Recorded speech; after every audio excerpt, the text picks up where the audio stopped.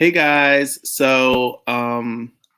welcome to a moment with those on the front lines, a COVID-19 conversation presented by refreshcandleco. I just wanted to take this opportunity to just kind of chat with those who are on the front lines and those who are experiencing this firsthand. I know on my Facebook page, I've been sharing a lot about those that are like protesting the social distancing. There are those that truly feel like America should be opened up right away. And I'm like, folks are not seeing this firsthand. So maybe they need to hear from professionals what is going on and how that's impacting our community and how it impacts, the community at large. So I have a couple healthcare professionals here that I'd like to bring on to be able to share their experience and we can just kind of chat and vibe out. So before we start and I bring my guest on, I just want to let folks know that the views and experiences shared are solely that of the speakers and are not intended to act as instructions or expert advice. So by no stretch of the imagination is this a platform where folks are telling you what to do. So please, if you're not sure what to do for best practices on how to stay safe during this quarantine, please refer to the CDC.gov or consult with your physician on how to stay safe. Without further ado, here's our guest, Yolanda. Hi. Hello, hello, hello. Hello. Welcome. Thanks for having me. So let's just jump right into it. Let's just get right into it. So you're on the front lines, you're a nurse. Yep. And we actually used to work together back in the day in media. So this is like a whole complete change for you. Complete change. So first of But all, congratulations. thank you. And what's been going on? I mean, there are folks that think that this is not real. They think that this is not a real disease.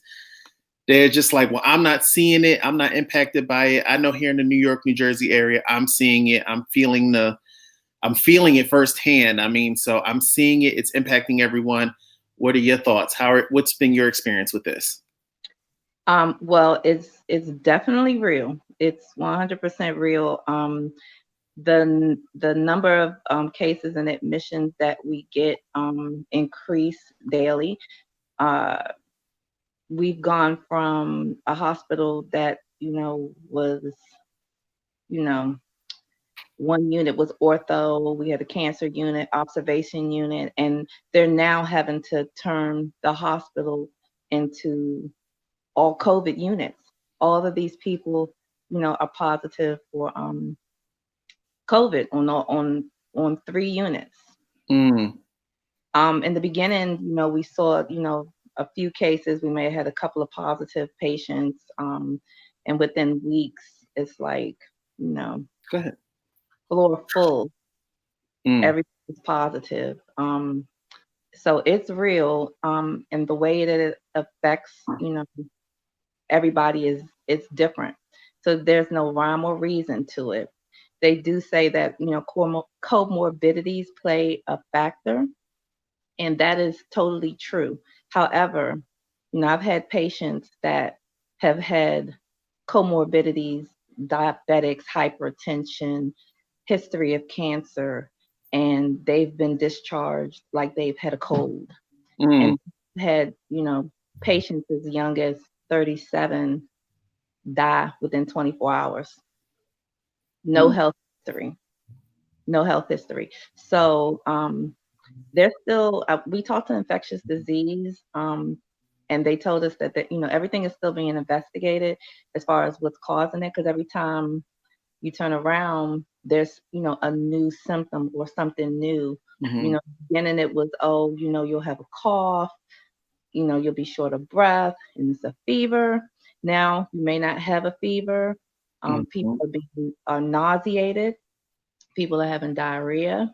And something new that's recently come up is how it affects the blood. Like for some people, it's making the blood clot really fast, and some people have had blood clots in their lungs from it, and that's serious.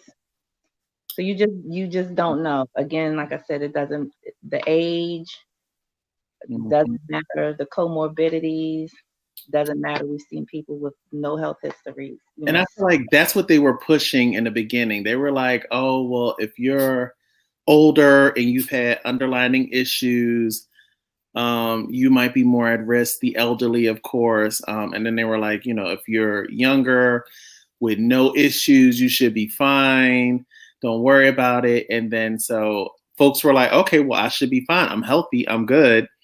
And then it turned into, well, young people are dying now. Like I started seeing articles, 36-year-olds, 28-year-olds, they're like full on dying from COVID-19. And so now the narrative has changed to it can impact anyone. It can impact anyone. Yeah. And then we fast forward and it's like, we fast forward to the point where it's targeting the African-American community now. I don't know how we turned into the poster child for this disease. It just seems like anything that's going on, somehow we get attached to it. My theory for the African American community, because we do have most of our patients are Black or Hispanic, and most of them are males. And from my perspective, I believe a lot of Black people don't think that they will get it. They don't social distance. I mean, we see them, they're still having cookouts. They're still, going to the park. They're still having, house parties with 15, 20 people in the house. You don't know who has it, who doesn't. They could be asymptomatic for up to 14 days. Yeah. And that's how it passes on. So I truly believe, and I've heard other, professionals say that, besides the comorbidities that Black people are susceptible to, one of the bigger reasons why Black people are getting it more is because they don't social distance and they don't believe they can get it. I saw on the news where it was in Southeast DC, about 50 or 60 people outside, and they were like, we see death every day. We see people getting their heads shot off. Yeah. We not worried about the corona. So yeah, I saw a video of that in Florida with that whole what was it, Easter weekend? Like it was like a block party they were having in the middle of the parking lot. It's like community development. I'm like, they was like, well, you guys are scared of something you can't see, and so right. Why be afraid of that? And so, I was like, I'm trying to build more content. I'm trying to find ways to connect my business to this. And I was like, you know what? We're going to talk about this, and I have friends that are like, well, you shouldn't focus on the amount of deaths. Maybe you should start talking more about the people who are surviving. And I'm like, well, listen, I get it. There are more people. Just because you test positive doesn't mean you're going to die. Let's be clear. Right. That's number one. And then two, we know that more people are surviving it, because if that was the case, we'd have more deaths. So I get that. There are more people living with it and surviving it, and hopefully getting to a point where they're past that incubation period, past the stage of, it turning into anything, and then they're able to just remain asymptomatic. Right.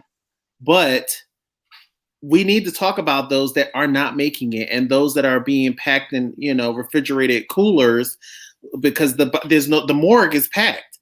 These funeral homes, there's nowhere for these bodies to go. And that's the next step too. Yeah. But those that have lost loved ones, and I actually know people that have been impacted by this, this is a really tough time. So I almost take offense to it when people are like, this isn't real. I mean, it's the government, all these conspiracies. Listen, I understand. It's none of that. It's real. I just don't get that. And so I was like, we need some folks that are seeing this on the front lines to be able to come and talk about it. And of course, as always, we thank you for your service. We thank you for everything you do. How has this been like on you mentally? I mean, I understand you physically have to go and do a job, but mentally, how does that?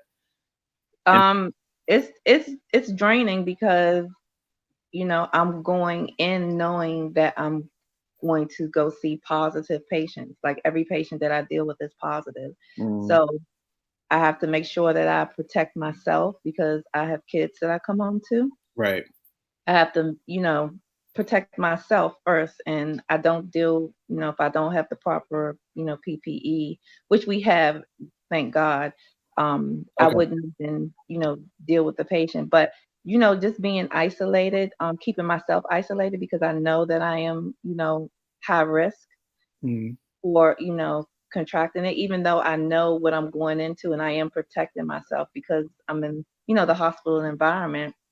you know, I could give it to, I could be asymptomatic and right. give it to somebody. N- So, just the isolation part, is stressful, not being able to go and do the things that you normally, like to do, go get a drink, sit down with friends, have I dinner. know, I know. The social distancing is tearing everybody up. So, I mean, Mhm. is there is there a piece of you that thinks that maybe you may have it or had it at one point and just didn't know, or you got better? Because I feel like I had a cold, and in my mind, I just know I had it. I know I didn't. You couldn't tell me. I was like, "This is it. This is Corona." I didn't have a fever, but I had the aches and the top of March. I was like, you know what, this might be it.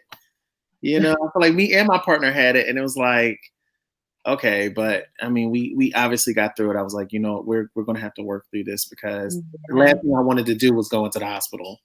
Yeah, the last thing you want to do is have to go to the hospital. But I haven't had any symptoms.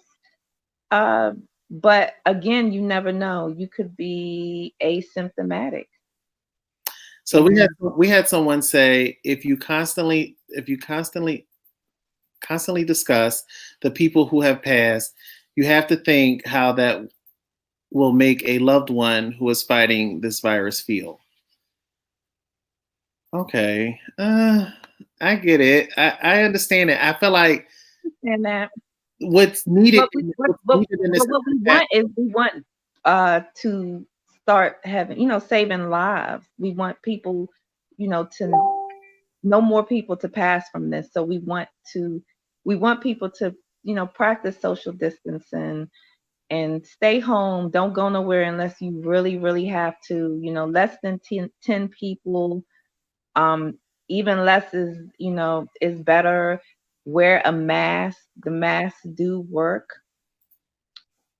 And if you're feeling, any type of symptoms, stay home, self quarantine. Right. Yeah. That's how I personally feel. I don't like to focus on, because more people are, surviving, but the people that have lost their life because of the virus is not fair. It's sad. Yeah, and I feel like that's what we need to keep with this is compassion. I feel like we really need to have compassion, but you know, I also feel like it's hard to have compassion when there's so much stupidity going on. I think that compassion turns into anger when Yeah, you see it people makes me that are being angry. reckless.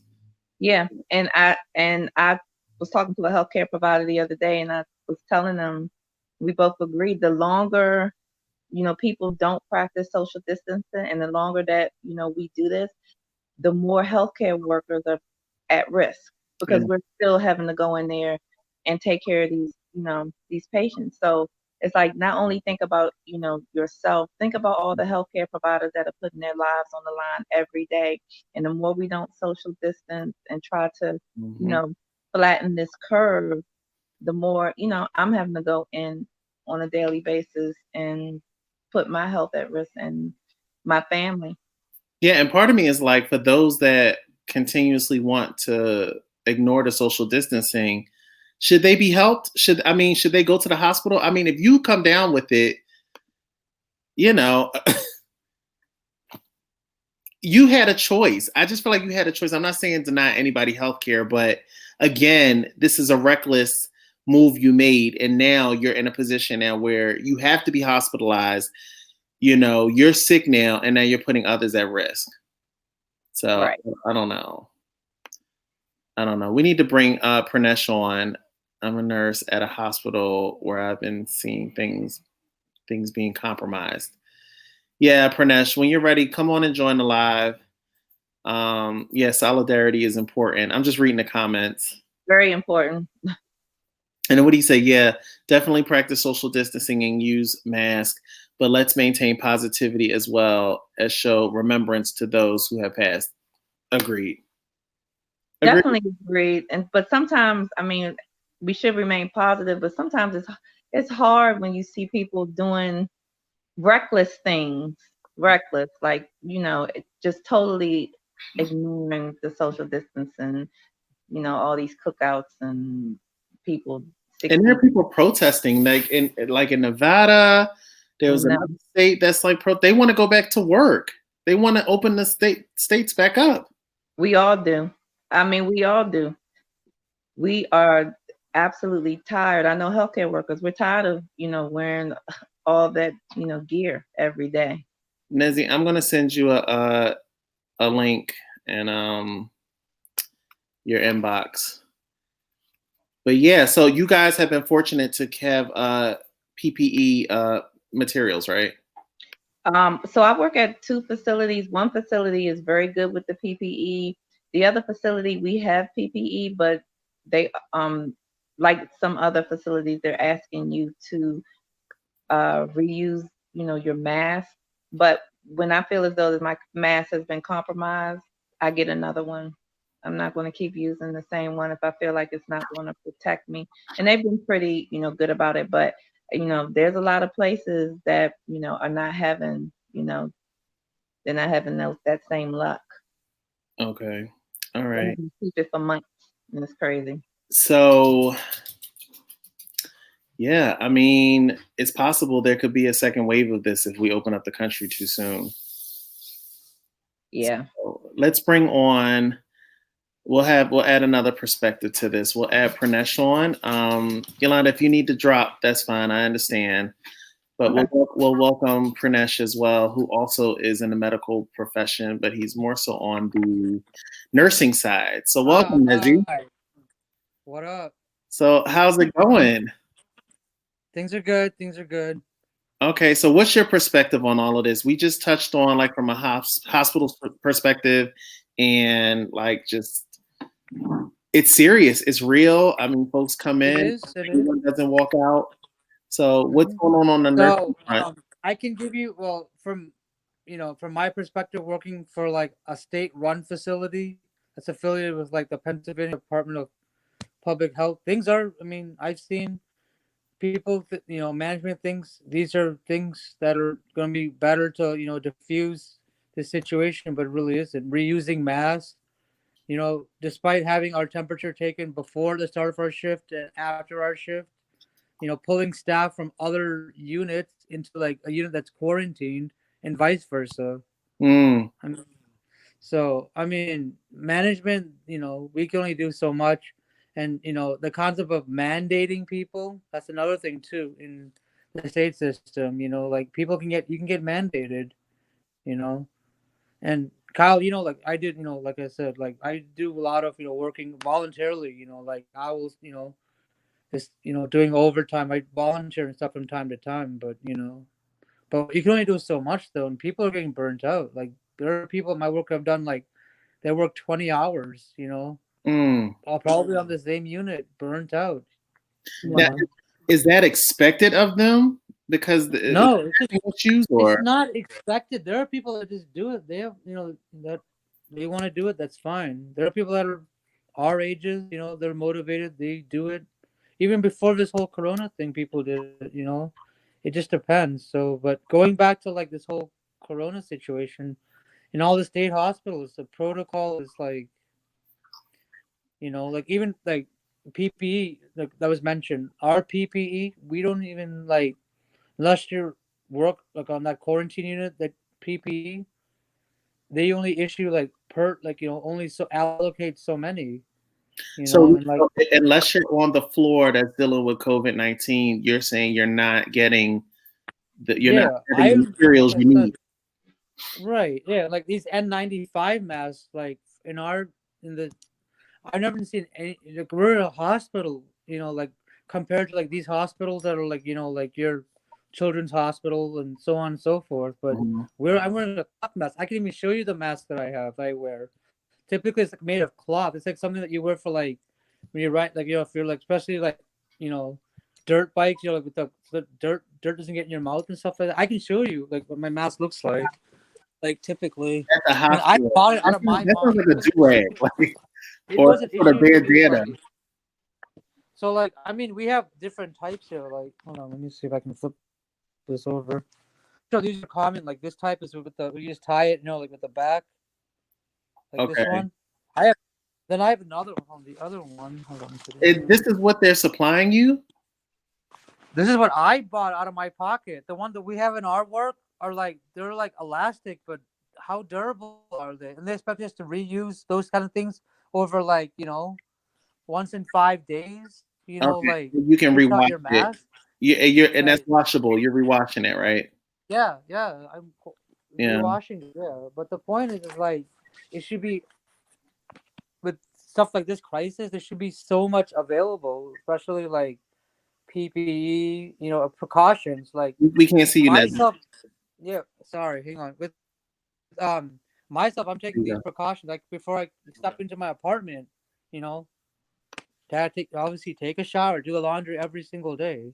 I never did laundry every single day till this Corona thing happened. Yep, And I I'm just had a doing baby, like too. literally like 13 days ago. Wait, Like, I don't want to. what'd you say, Yolanda? I said I'm doing laundry every day too, because when I step in the house, I immediately throw my scrubs in the machine and wash. Right. Yeah. I understand that. Yeah. See, at my work, we don't even have scrubs. We don't even have to wear scrubs. Right? We're not. There's no protocol that we have to wear scrubs. We wear like t-shirt. I always wear like clothing like because I work in a geriatric unit, and I'm sure like in geriatrics, you're changing people left and right. Gloves. I can even tell you a typical day. I've gone through 70 pairs of gloves. So, like, what are the precautions? Because there's been a thing across the nation with these nursing homes. In fact, the nursing homes have contributed a great deal to a lot of the COVID-19 related deaths. It's almost like they've become like mass graves in some of these nursing homes because there's been so many deaths. Okay.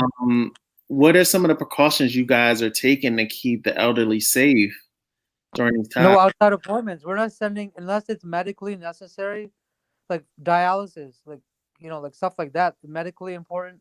Then okay, that's fine. But nothing like checkup. Like medical appointments. We're curbing it. No outside visitors for them. Like especially with geriatrics, a lot of them are used to like weekly visits from their sons, daughters, other relatives. Mm. It's the concept of we're keeping our patients up to eat on the units.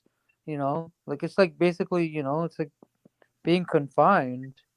And Yolanda, how are you guys handling visitors? Like, I mean, I've been reading articles. Let me be clear. I don't know personally, but I read articles where it's like, oh, well, I went with them to the hospital. I couldn't go into the hospital. And, the nurse has been having a FaceTime with me. I could see my loved one, or they've been calling to give me updates because I can't talk to my loved one. So how is that with visitation? Oh, no visitors, period. We don't allow visitors. It doesn't matter if you work there and your loved one is, a patient. We're very strict, and there's no exceptions to the rule. Now, I had a patient last night. Well, I had a patient that was supposed to be coming. It was an admission. The patient's daughter wanted to stay the night with him, and we told her that under no circumstances. It's a strict policy, no visitors, period. So she decided that she wasn't going to admit her father because she couldn't stay with him. And they told her it's a big mistake. He was positive. He had pneumonia. And she took him home. And I don't know if she felt like, well, if I tell them I'm going to just take him home, we would make an exception. But there literally are no exceptions because we can't risk, anybody else becoming positive. And then she take that into the community and it spreads more. And people don't understand that, But you can't do that. That's really selfish, though. I mean, are people allowed to do that? Very selfish. I mean, yeah, you can leave against medical advice. You can leave against medical advice. So, they sign paperwork saying that you are leaving, against medical advice. Several doctors and nurses tried to talk and reason, with her, and all because she couldn't stay the night. Extremely selfish. Very selfish. Yeah, but I feel like on the flip side, I feel like that's a real fear for a lot of people too, because I feel like those that go into the hospital, there's the fear that they may not come out, and so I don't know. I mean, I'm seeing videos where people are truly dying alone. Yeah. I mean, that is the sad part is, if they come in, something, could happen, but I would think you would, want them to come to have a chance Hmm. instead of taking them home and then, knowing, you don't have any medical help there. Yeah, There's no help. And then you're possibly, he's positive, so he's going to right. be passing this on to other people. Yeah, yeah, that's tough. That's tough. That is definitely tough. Nezzy, from your perspective, how are your residents handling it? I mean, you said you deal with the elderly. How are they Mhm. handling this new normal with no visitors? No, and a lot of times for elderly, that's their support system. I mean, that's what's keeping them going, Correct. visitors and stuff. Absolutely. And they're like I said, we've even before the height of all this, it was explained that like these protocols happening, and their loved one, like I said, their loved ones were no even notified by our social worker, by so they're understanding to an extent. But like I said, I work in a psych hospital. I work with a lot of people that have Parkinson's and stuff like that. I mean, it is generally understood, but there are patients in other wards where like they're somewhere on the verge of actually being discharged. I knew of one that was supposed to be discharged sometime this week, but it's delayed now until this whole thing is, blown Mm, over, you know. okay. So I mean, yeah, that's all I could say. I mean, it's even staff wise, like I said, staffing, like I said, there are people that are just, Mm, feeling burnt. I mean, they, like I said, once again, like it's just the concept of, every day coming to work, getting your temperature taken, it's protocol. Like we want to make sure that so I have a question for you guys. So I heard the Okay. mayor of New York say today that it's not snitching if you're telling on someone that you like if you see an event happening. We're talking about safety here. So it's not Okay. snitching if you're calling to say, listen, there's like 60 people in the park having a cookout across my apartment building, or 80 people down the street having a block party, an unauthorized block party. So when it comes to like duty to care, if you have colleagues that are explaining to you that, let's say, they're not really doing social distancing, or hey, I just had a cookout last night, or hey, I just, I had a few friends over, no more than 20. Like, what do you do to that? Like, what? I don't Now they know. pay you at work too. Like, this is what I'm saying. You're trying to help people, and then the people that are supposed to be helping, let's just say they're not taking it serious. What do you do? That's on them, Kyle. I mean, like I said, like your work thing and your personal life, it's two separate things. I never bring my work stuff home. I never bring my personal stuff to work. I always separate the two. So, like I said, it's on that person. You can, like, my belief. I have my personal belief. You can tell me whatever. Like, it's like if you tell me in confidentiality, I'll keep it to myself. If it's like, like, No, I mean, it's a difference when I don't know. When you tell me, we got a problem. Nah, you can't be up in my okay, face, mask or no mask. I don't want you in my face. You'd have had about 20 okay, people at your okay, home all right, lollygagging and talking. And okay. so, and now you're coming here to help people and you're putting people at risk. I just, Yeah, I understand what you're saying. You're talking about compromise. I know you're talking yeah, exactly what you're it's those talking type of about. situations where it's Mhm. like everybody has to take So, it serious. So I just mhm. Well, wanted to, at least on my unit, because we're totally COVID, so we're gowned up and masked up the whole time. So they probably, if they were doing that, they probably feel that they were protected. But if a coworker vocalized that to me personally, I would say something to them. I would say something to them and be like, "Are you serious? Like, we're here helping people. This is the reason why we're still here, for people not social distancing. So why aren't you practicing it? Like, I need to know why." yeah, I would ask, but I can't, of course, I can't make them not, social distance. I can't make them social distance. Only thing I can do is, say my piece, and then the rest is up to them. But I would definitely be, keeping my distance from them. Like, I don't know who you've been around. Okay. Right. All right. Well, listen, thank you both so much. I just No wanted problem. to have a quick chat, just to Yeah. create some content and just, listen, it's Sunday. I mean, I get that you guys are on the front lines. I mean, there's a lot of us like me that are working from home that appreciate you guys so much. So I don't Yeah. care whether it's healthcare worker, city sanitation worker, Mhm. grocery store worker, like even the people at Home Depot. I love y'all. Yeah. I love y'all Absolutely. because it's Shout a out to lot. all of them. It's a lot. I love you guys. I love your families for allowing you to do what you do. And I know that it's not just you that's doing it. You're doing it for Yeah. everyone in your homes and Yeah, your it's a team effort. I mean, like I said, in hospital thing, it's a thing. Like, it's like solidarity. It's, all of us looking out for each other. That's it, and Absolutely.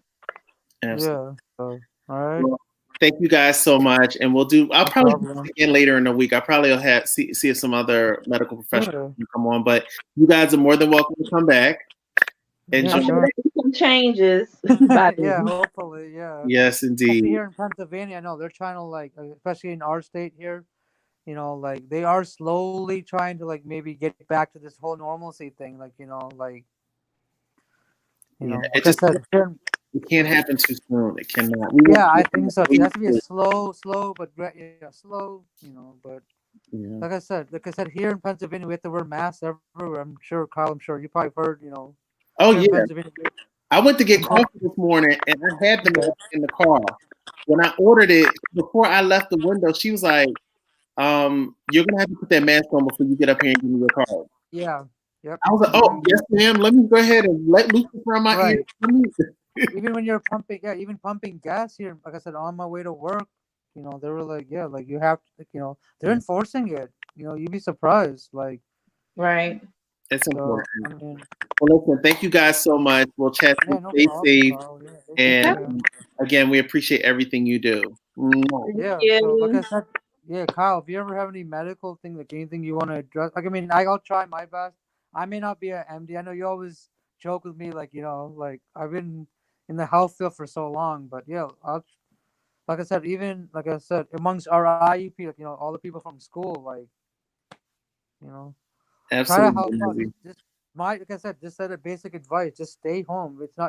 If it's not worth going out, if it's not essential. Remember, the key word is essential. Stay home. Stay Absolutely. home. Exactly. Listen, So and I'm telling people, again, I'm going to explain that the views and experiences shared solely tonight are of the speaker. None of this is to act as instructions or expert advice. For practices on how to stay safe and healthy during this quarantine, please refer to the Centers of Disease Control. And that website is cdc.gov. And with that, this has been a moment with those on the front line, a COVID-19 conversation presented by Refresh Candle Co. Thank you so much. All right. thank you. See you Take soon. care.